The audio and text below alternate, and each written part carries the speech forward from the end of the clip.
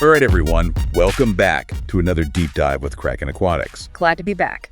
Today, we're going to be talking about common scuba diving mistakes. Ooh, fun. Yeah, but not in a way to scare anybody you know. You're right. To make them afraid to dive, but to learn from them and how to make your dives safer and more fun. Exactly. These are very common mistakes. And like you said, not to scare anybody, but they're learning opportunities. Yeah. You know what I mean? Absolutely. Yeah.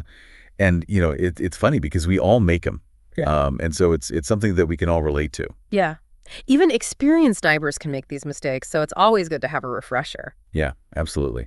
So let's just jump right into it. Let's do it. The first mistake that a lot of new divers make is skipping pre-dive safety checks. Oh, classic. Skipping the pre-dive safety check. It's so tempting to just jump in the water, especially when you're excited, you know? Right. You're like, oh my gosh, I'm finally here. I've been looking forward to this dive for weeks. Let's go. Yeah, exactly. But it's so important to take those few extra minutes to make sure everything's in order. I've seen it happen where people forget to check their air and they get in the water and they're like, oh no. out of air. Yeah, or, you know, their BCD isn't working properly or they've got a loose strap or something. Yeah, and that's a recipe for disaster. It is. Yeah. And it's so easily avoidable. Yeah. So that's why we use the acronym BWRAF. BWRAF. I love a good acronym. Me too. So what does BWRAF stand for? So B is for BCD, making sure your buoyancy compensator is properly inflated and deflated. Got it. W is for weights. Check that they're secure and that you have the right amount. Makes sense. R is for releases. Make sure all your releases, buckles, and clips are functioning correctly. Okay. A is for air, the most important one. Of course, check your air pressure gauge to make sure you have enough air for the dive. And you know what? I feel like people check their air, but they don't actually look at the gauge sometimes. They just kind of... Yeah, they just give it a glance. Yeah.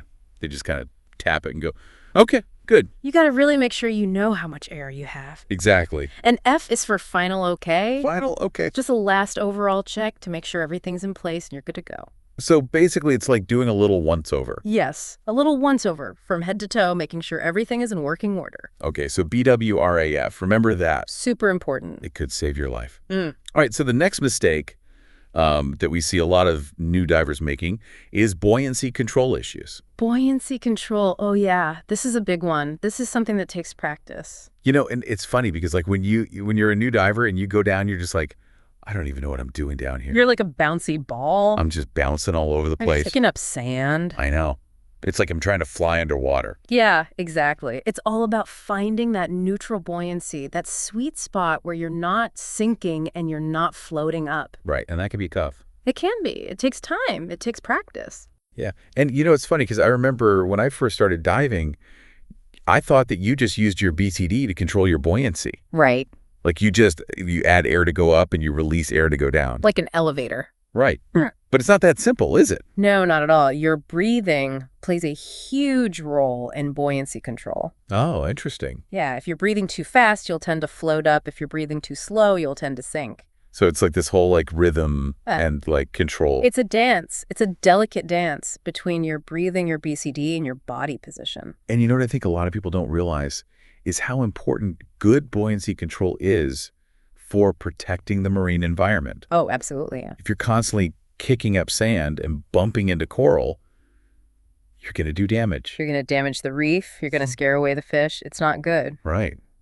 So how can new divers improve their buoyancy control? Practice, practice, practice. The more you dive, the better you'll get at it. Yeah, and I think taking a buoyancy control specialty course can be really helpful too. Absolutely. There are courses that specifically focus on buoyancy control, and they can teach you techniques and drills that will help you improve your skills. Yeah, and even if you're not a new diver, I think it's a good idea to take a refresher course every now and then. I agree.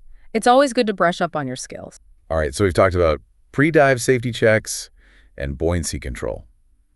What's the next mistake on our list? All right, well, the next one's a big one. We're going to talk about the perils of rapid ascents. Ooh, yeah, that's a scary one. Yeah, it is. I mean, we all know that we're supposed to ascend slowly, but sometimes it can be tempting to just like shoot up to the surface, especially if you're excited or you're running low on air. I know it's tempting, but it's so dangerous. Yeah, because it can lead to decompression sickness. Exactly. And that's no joke. It is not. Decompression sickness, also known as the bends, occurs when nitrogen bubbles form in your bloodstream and tissues due to a rapid decrease in pressure. Oh, wow. So it's like the bubbles are expanding in your body. Exactly. And those bubbles can cause all sorts of problems.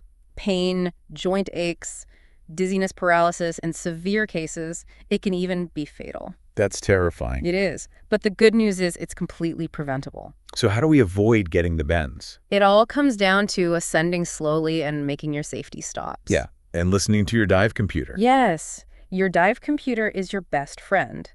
It will tell you how long you need to stay at each depth to allow your body to off-gas the nitrogen safely. And even if you feel fine, it's important to follow those safety stops. Absolutely. Don't skip them, even if you're feeling impatient or you think you're okay. Yeah, because decompression sickness can sometimes take hours or even days to manifest. That's right. So you might feel fine after the dive, but then start experiencing symptoms later on. So it's better to be safe than sorry. Always. Always better to be safe than sorry. All right, so we've talked about pre-dive safety checks, buoyancy control, and rapid ascents. What's next on our list of common newbie diver mistakes? Next up, we're going to tackle weighting. The Goldilocks problem of scuba diving. Ah, yes. I remember this one. I used to have so much trouble finding the right amount of weight. It can be tricky. I'd either be too heavy and sinking like a rock. Or too light and bobbing up to the surface like a cork. Exactly. It was never quite right. It's the Goldilocks problem. You need to find that just right amount of weight. So how do we find that sweet spot? Well, it depends on a few factors. Your body weight, the thickness of your wetsuit, the type of tank you're using, the salinity of the water. So many variables. I know, right? Yeah. But the good news is there's a simple test you can do to determine the correct amount of weight. Ooh, tell me more. So it's called a weight check. And you do it before every dive, ideally in a controlled environment like a pool or shallow water. Okay, I'm intrigued. How does it work? So you gear up, completely put on all your equipment, including your wetsuit, BCD tank, and weights. Okay. Then you take a deep breath, hold it, and float on the surface. Okay. If you sink, you need to remove some weight. Makes sense. If you float with your head above water, you're good to go. Okay, so I should be floating at eye level. Ideally, yes. You want to be perfectly neutral, neither sinking nor floating. Got it. And if you find that you're still struggling to maintain neutral buoyancy during the dive, you can always adjust your weight slightly by adding or removing weight from your weight belt or integrated weight pockets. Okay, so it's all about fine-tuning. Exactly. It's like a science experiment, finding the perfect balance. I like that analogy. And once you find that sweet spot, it makes a world of difference in your diving. You'll be able to control your buoyancy effortlessly, conserve air, and enjoy the dive so much more. Sounds like a win-win. It is. All right, so we've mastered buoyancy, and we've got our weighting dialed in. What's next on our newbie diver mistake hit list? Okay, so this one, it's all about your ears. We're talking about equalizing. Equalizing, yes. Oh, I've definitely felt that pressure in my ears before. Oh, yeah, It's not fun. especially when you're descending. Yeah, it's like this intense squeezing sensation. Uh-huh. And it can be really painful if you don't equalize properly. Right, and you know what? I think a lot of new divers forget to equalize early enough. Yeah, they wait until they feel the pressure, and then it's almost too late. Yeah, they're like, oh my gosh, my ears are killing me. Right. But the key is to equalize early and often. And you know what? I used to think that you just had to pinch your nose and blow. The Valsalva maneuver. Yeah, the Valsalva maneuver. But there are other techniques, too. Yeah, there are a few different methods you can try. Some people find that swallowing works better for them. Oh, interesting. Yeah, and some people even wiggle their jaw. It's all about finding what works best for you. And I guess it's important to find what works for you before you actually get in the water. Exactly. You don't want to be experimenting with different techniques when you're already descending. Right, because that could lead to some serious discomfort. Uh-huh. And in some cases, it can even cause damage to your ears. So how often should we be equalizing? You want to equalize every few feet, especially during the initial descent when the pressure changes are most rapid. Okay, so basically like every time I go down a little bit. Pretty much. And if you feel any pain or discomfort, stop descending. Immediately ascend a little bit and try to equalize again. And never force it. Never force it. That's important. If you're having trouble equalizing, don't push it. Just come back up a little bit and try again. All right, so equalizing early and often is crucial. Absolutely. It will make your dives so much more comfortable and enjoyable. And speaking of things that can make your dives more enjoyable, let's talk about air consumption. Ah, yes, air. The lifeblood of scuba diving. The one thing we can't live without underwater. Literally. Yeah. And, it's amazing how quickly you can go through your air supply, especially when you're a new diver. Yeah, I remember when I first started diving, I was like a chain smoker underwater, just sucking down that air. Me too. I was Yeah. like, how is this even possible? I know, right? But as you get more experience, you learn to relax and control your breathing. And that makes a huge difference in your air consumption. Huge difference. Yeah. So what are some tips for new divers to help them conserve air? Well, first of all, relax. The more relaxed you are, the less air you'll use. Makes sense. Yeah, and focus on slow, deep breaths. Don't take short, shallow breaths that will just make you use more air. So it's almost like meditating underwater. It kind of is. You're just focusing on your breath and being present in the moment. I like that. Yeah. And another tip is to streamline your body position. Ah, interesting. Yeah, if you're all spread out and your gear is dragging behind you, you're going to create more resistance in the water, and that will make you work harder and use more air. So it's all about being hydrodynamic. Exactly. Think like a fish. Nice. And of course, don't forget to check your air gauge regularly. Oh, yeah, that is a big one. You don't want to get so caught up in the scenery that you forget to monitor your air. Right. I've definitely been guilty of that before. Yeah. I'm like, ooh, look, a pretty fish. Oh, wait, how much air do I have left? Yeah, exactly. It's easy to get distracted down there, but you got to stay aware of your air levels. So how often should we be checking our air? A good rule of thumb is to check it every few minutes or whenever you change depth or activity level. Okay, so like if I start swimming faster, I should probably check my air. Exactly. Because you're going to be using more air. Makes sense. And always communicate your air levels with your buddy. Yes. Buddy communication. Crucial. You got to let your buddy know how much air you have left so you can plan your dive accordingly. Right, because you don't want to be the one who runs out of air first and has to surface early. No, you do not. All right, so we've talked about equalizing air consumption and buddy communication. What's next on our list of newbie diver mistakes? All right, well, the next mistake is one that I see all too often, both with new and experienced divers, actually. Ooh, I'm intrigued. Tell me more. It's forgetting to breathe. You heard me right, forgetting to breathe, or more accurately, holding your breath. But how is that even possible? We're underwater. We have to breathe. I know it sounds crazy, but it happens more than you think, especially when people get excited or nervous. I guess it makes sense. If you see a shark, you might instinctively hold your breath. Exactly. Or if you're trying to take a picture and you want to stay perfectly still. Right. But why is holding your breath underwater so dangerous? Because as you ascend, the pressure decreases and the air in your lungs expands. Okay. If you're holding your breath, that expanding air has nowhere to go, and it can cause your lungs to rupture. So basically, it's like a balloon that's been inflated too much. Exactly. It can pop. That's terrifying. It is. And it can lead to a serious condition called pulmonary barotrauma. Okay, so the bottom line is never hold your breath underwater. Never, ever. Hold your breath underwater. Always breathe continuously and slowly. Got it. So we've talked about equalizing air consumption, buddy communication, and breathing continuously. What else have we got? All right. Well, the next mistake on our list is poor dive planning, or sometimes even no dive planning at all. Oh, yeah. And I remember when I first started diving, I didn't even realize that dive planning was a thing. Right. A lot of new divers think that dive planning is only for advanced divers or for people who are doing technical dives. Yeah, like if I'm just going on a fun dive with a group, I don't need to worry about planning right. Wrong. Dive planning is essential for every dive, no matter how simple or complex. So what exactly does dive planning involve? Well, it starts with considering the conditions of the dive site, like the visibility, the currents, the water temperature. And then you need to think about your own limits, like your experience level, your air consumption, your comfort zone. Right. And then based on all of those factors, you plan your dive profile, including your maximum depth, your bottom time, your safety stops. So it's like creating a roadmap for your underwater adventure. Exactly. And it helps you stay safe and have a more enjoyable dive. Because if you don't plan your dive, you might end up going too deep, staying down too long, or getting caught in a current that's too strong for you. Exactly. Or you might surface in the wrong spot and end up miles away from the boat. Oh, no. Yeah, dive planning helps you avoid all of those scenarios. So it's worth taking the time to plan your dive, even if it's just a quick fun dive. Absolutely. It will make a world of difference in your diving experience. And you know what? I think dive planning can actually be kind of fun. It can be. It's like a little puzzle figuring out the best way to explore the dive site. Yeah, and it gets you excited for the dive. All right, so we've talked about equalizing air consumption, buddy communication, breathing continuously, and dive planning. What's the last mistake on our list for today? The last one, and this is a big one, is touching or disturbing marine life. Oh, yeah, this is a pet peeve of mine. Mine too. As divers, we have a responsibility to protect the marine environment. Absolutely. We're guests in this underwater world. Exactly. And we need to act accordingly. Right.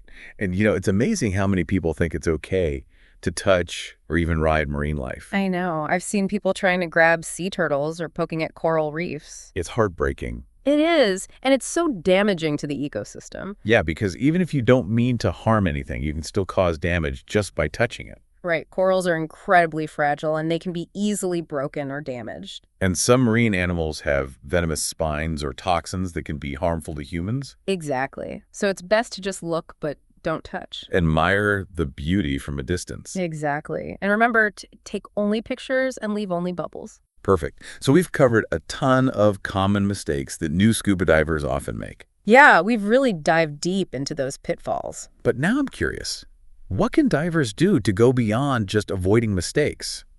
How do we actually become more confident, skilled underwater explorers? That's a great question. It's all about shifting our mindset from what not to do to proactively building our skills and knowledge. I love that. It's like instead of just playing defense, we're going on the offense, actively leveling up our diving game. Exactly. And there are so many ways to do that, both in or out of the water. So where do we start? What are some concrete steps divers can take to boost their confidence and really master this whole scuba thing? Well, first and foremost, I'd say embrace continuous learning.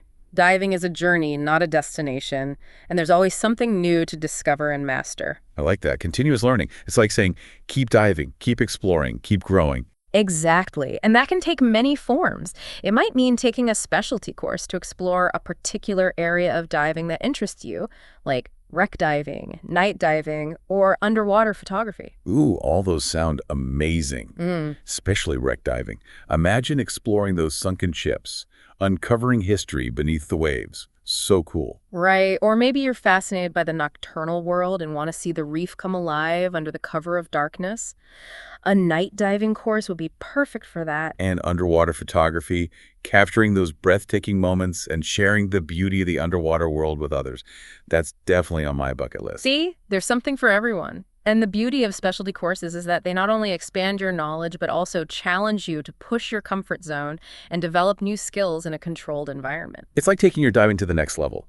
So besides specialty courses, are there other ways to keep that learning momentum going? Absolutely. Joining a local dive club or connecting with other passionate divers can be incredibly enriching. It's like having an extended family of underwater enthusiasts who share your love for the ocean. Exactly. You can swap stories, learn from each other's experiences, and get inspired by others who share your passion. Plus, dive clubs often organize group dives, trips, and social events, which can be a great way to meet new people and explore different dive sites. It's like having a built-in community of dive buddies. And speaking of buddies, I think finding a mentor, an experienced diver who can offer guidance and support can be invaluable. I couldn't agree more. A mentor can share their knowledge, offer tips and tricks, and help you navigate the sometimes overwhelming world of diving. It's like having a personal diving guru. Awesome. So we've got continuous learning, finding a community, and seeking out mentorship. Those are all great for the mental game of diving. But what about the physical skills? How do we translate all this knowledge into smooth, confident movements underwater? The key is practice. The more you dive, the more comfortable you'll become with your gear, the more efficient your air consumption will be, and the more instinctively you'll react to different situations. It's like anything else. The more you do it, the better you get. Practice makes progress. Exactly. And the best part is, practice can be fun. Use each dive as an opportunity to refine your buoyancy control, work on your finning techniques, and practice those safety drills until they become second nature. It's like turning each dive into a mini underwater training session. Exactly. And before you know it, you'll be gliding through the water with ease and confidence, feeling like a true underwater explorer. And that's what it's all about, right? Feeling comfortable and confident in the water so we can fully experience the magic and wonder of the underwater world. Absolutely. And remember, diving is ultimately about joy, connection, and a deep appreciation for the incredible beauty and diversity of our oceans. It's about those moments of awe when you encounter a graceful manta ray gliding past, or find yourself surrounded by a school of shimmering fish, or simply feel the peace and tranquility of being suspended in a liquid universe. Exactly. And when you combine that sense of wonder with the confidence and skills you've developed through continuous learning and practice, that's when diving becomes truly transformative. Beautifully said. It sounds like we've reached the surface of our deep dive today. I think so.